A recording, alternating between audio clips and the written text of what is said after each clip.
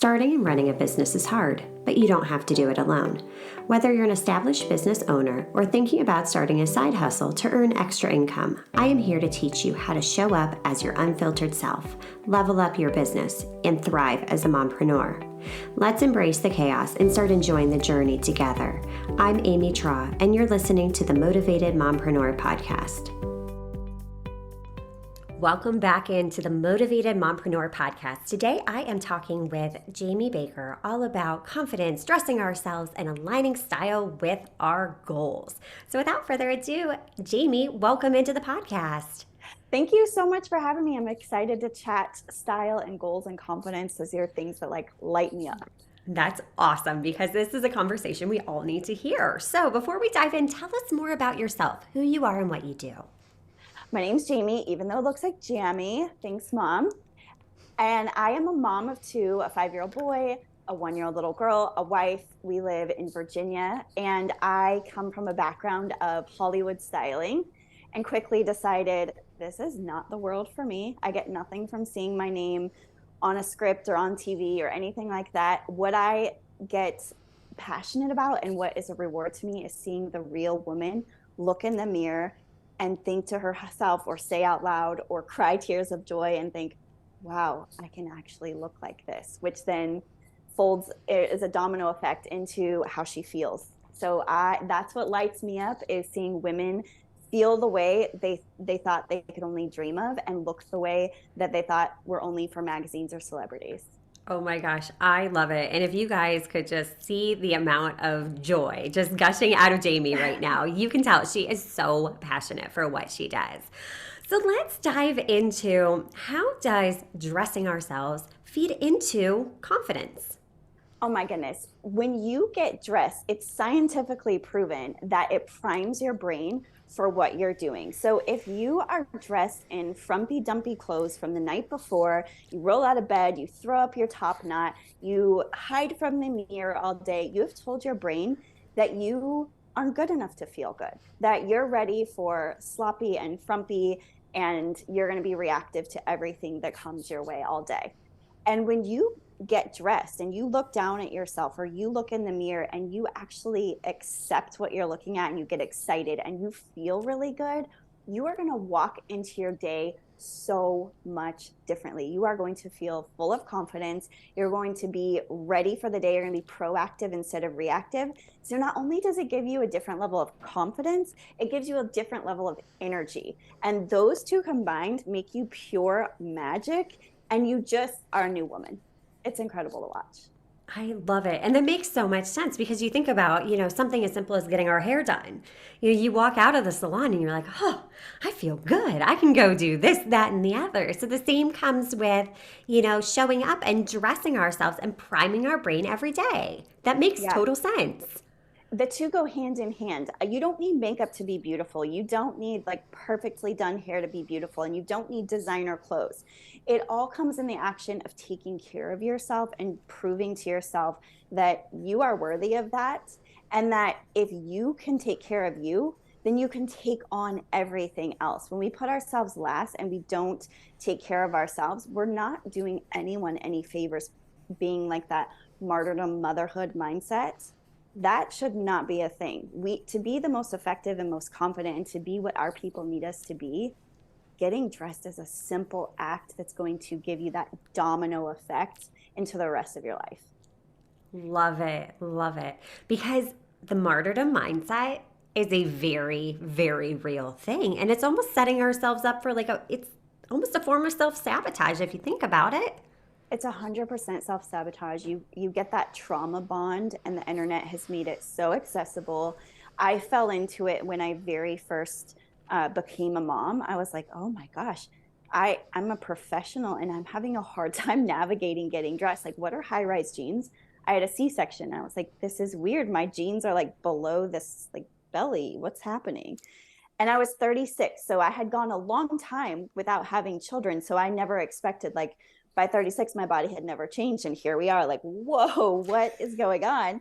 And I thought to myself, if I'm having a hard time as a professional stylist navigating getting dressed, what are other women doing? How are they doing this? And I quickly found out a lot of them aren't. they're not navigating it, they're giving up and putting on leggings. So I took it on as my personal mission to get myself out of leggings. How can I create a method and a strategy that is simple enough for busy moms, for entrepreneurs that have 3 kids and a husband and a dog and a business and a household? They're essentially a CEO.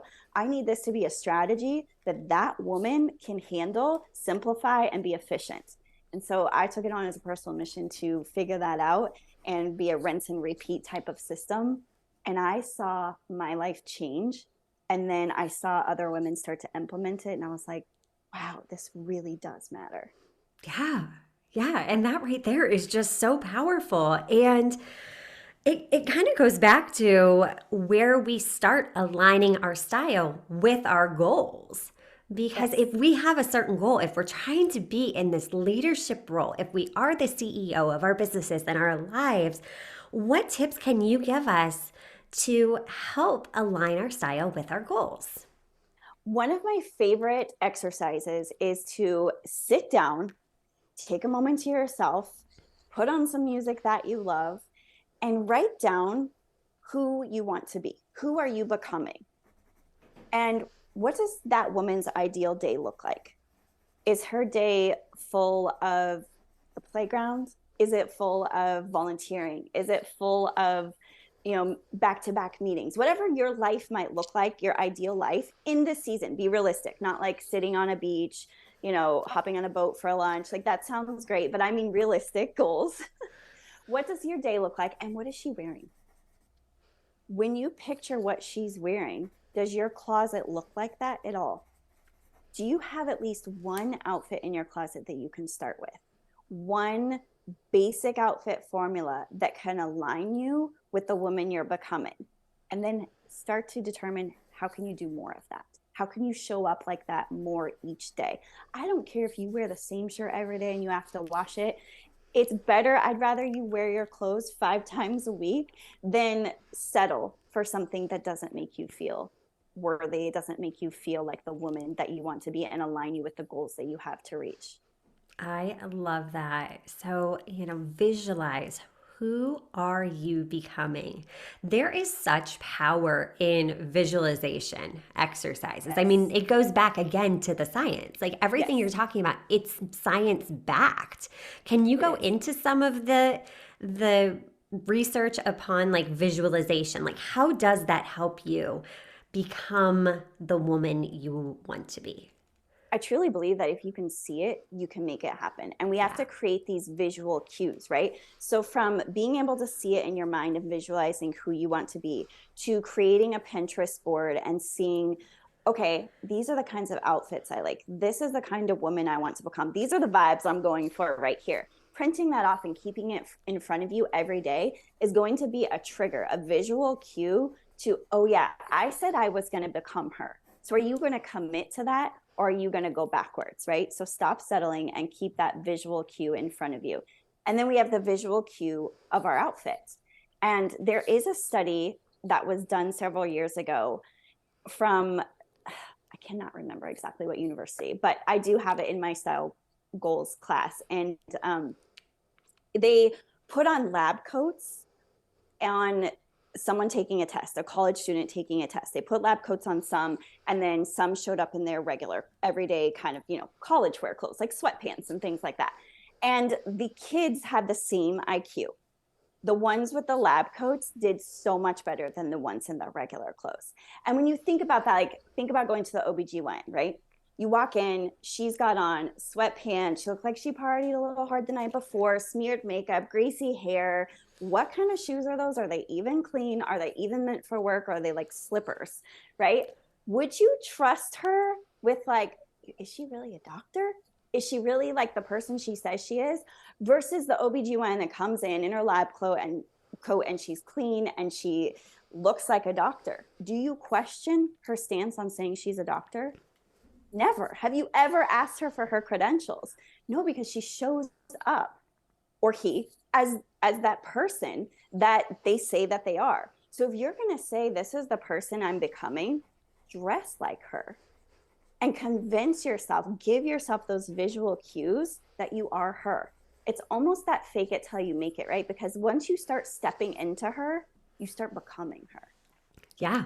Yeah, and that is so powerful. And visual cues really do make a difference. I myself am a very visual person. So, yes, having that cue to yourself every single time you look in the mirror, every time you see yourself as you're recording something via Zoom, all of these cues are telling your mind that you are that person that you're becoming.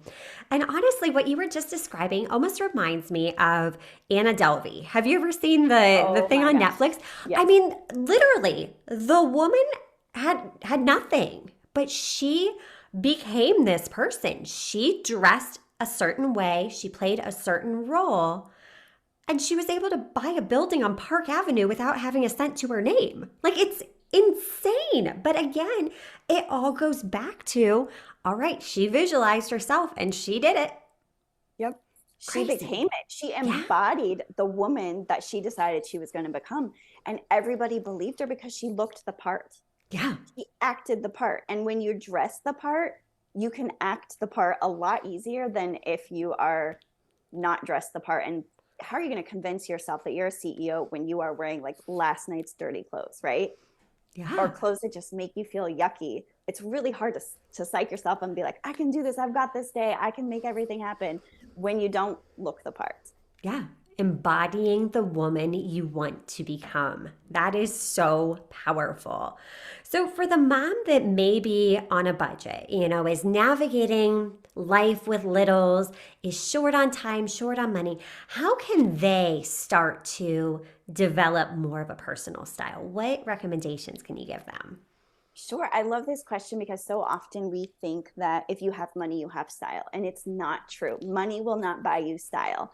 Style is not fashion. Style is what you do with those clothes. So the first thing you want to do is make sure the clothes make you feel the way you want to feel. There's no right or wrong answer to that. Your goals are not my goals, are not her goals. So stop comparing, stop thinking it has to be designer, and really commit to what you can do right now. And you've got to have one outfit in your closet that makes you feel good. And if you don't, please give yourself permission. Here is your permission slip to go buy at least one outfit. A pair of jeans that make your butt look really good. They could come from wherever you want to shop. I would rather you, side note, go to the Goodwill and get a really great pair of jeans than like go to, I don't know, Forever 21, and make yourself feel horrible shopping in this store that's made for like teenagers, right? Don't do that to Yes. yourself.